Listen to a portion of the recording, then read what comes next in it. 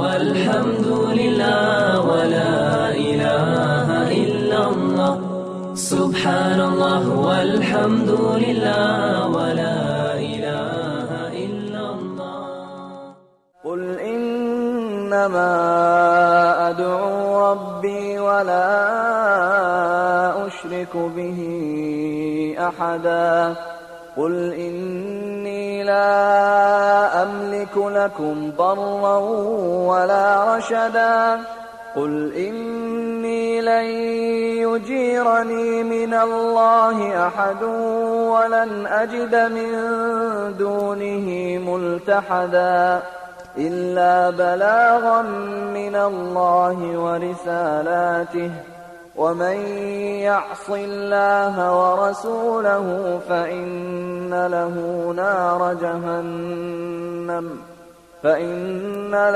نار جهنم خالدين فيها أبدا.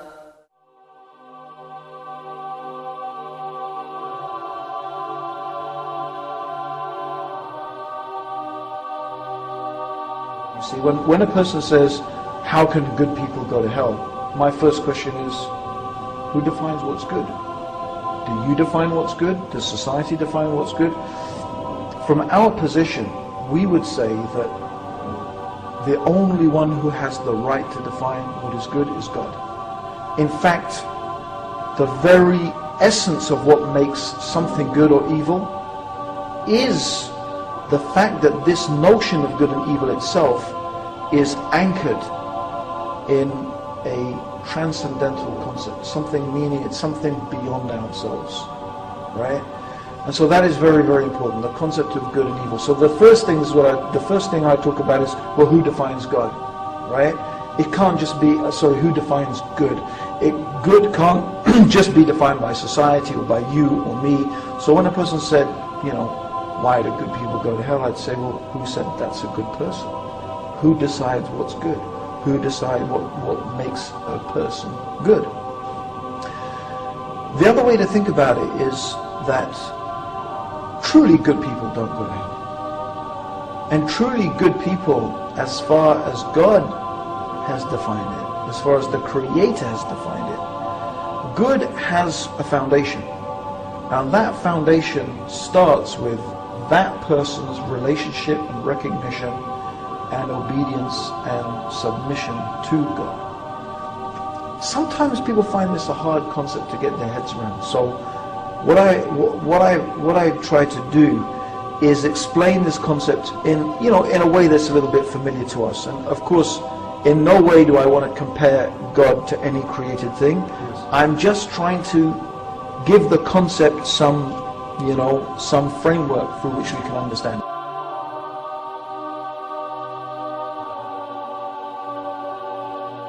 I want you to imagine, right, Eddie, you're a sort of journalist, right? And the Dean Show, you have the Dean Show. You decide one day, you hear about this guy he's a really good guy. He gives lots of charity. He's kind to kids. He's good looking like me, and like you, and all the, I don't know, whatever, right? Whatever you think, this guy is a great guy. Yeah. But this guy keeps on saying bad things about his parents. Don't talk about my parents. My parents, he just says bad things. So you being a journalist, you say, I want to find out, who are these parents? They must be awful people, right? So you track them down and you interview them. And you find out that they're the sweetest, nicest, kindest people. They gave everything to their son. Everything to educate him. They lived in poverty so that he could, whatever you think, but they gave everything. They never did anything bad to him, right? Now what do you think of this guy? He's a creep. Yeah, and you know what? The fact is that all the good that he did just looks like nothing. It's starting to go out the window. Yeah, because you say, I can't ever think of a person who would treat his parents like that as being good. It doesn't matter what he does for the whole of humanity. But if he can't treat his parents properly, how can we look at him as good? Because there are some things that are so bad, the good that you do. And that's how we should look at a person who denies God, who abuses God, who considers something in the creation to be equal with God, this is so insulting and so abusive and so denying the reality of God. And in reality, God has more right to be loved, more right to be worshipped, more right to be respected than even your own parents. I mean, God gave you your parents, right? So this really emphasizes the point that you can do something that is so bad that it outweighs all the good you can do. And that is what shirk, or making partners, or making equals, denying God, denying God's prophets, denying His religion, turning away from God. In the eyes of God, it is so bad that whatever you do outweighs the evil of making partners with God, of denying God, outweighs whatever good you can do.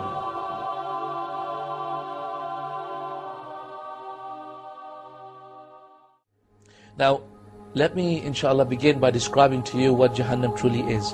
First of all, it is huge. As Rasulullah ﷺ described, it is so huge that it has 70,000 rings. On each ring is a rope, and on each rope is 70,000 angels, as a way of describing to us how huge Jahannam really is, and how great they are, the angels are to actually pull, and how great Jahannam really is for it to require so many angels to actually pull it.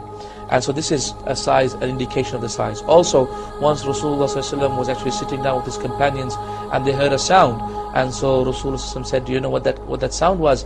And then Rasul and the companions said, "Allah and His Messenger knows best." At that point, Rasulullah ﷺ said, "That was a stone that was thrown, pelting down from the top of Jahannam into the bottom of Jahannam, and only today, after 70 years, it has reached the bottom." So you can just imagine how deep and how vast and how wide and vast Jahannam truly is.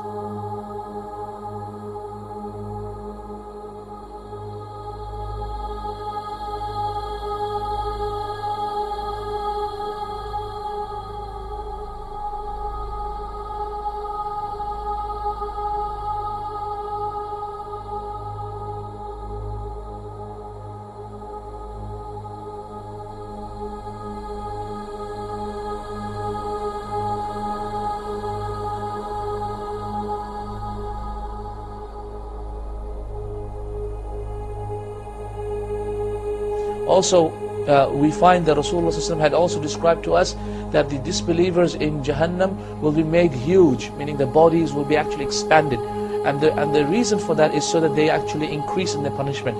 Because the more surface area of your body that you have, the more punishment you will feel. So Allah subhanahu wa ta'ala will increase them and make them huge people and increase their sizes in Jahannam, until Rasulullah sallallahu alaihi wasallam described that the seat of a person who will go to Jahannam will be the distance of a fast horse that travels between Mecca and Medina. So imagine the distance of Mecca and Medina. It's approximately 458 kilometers.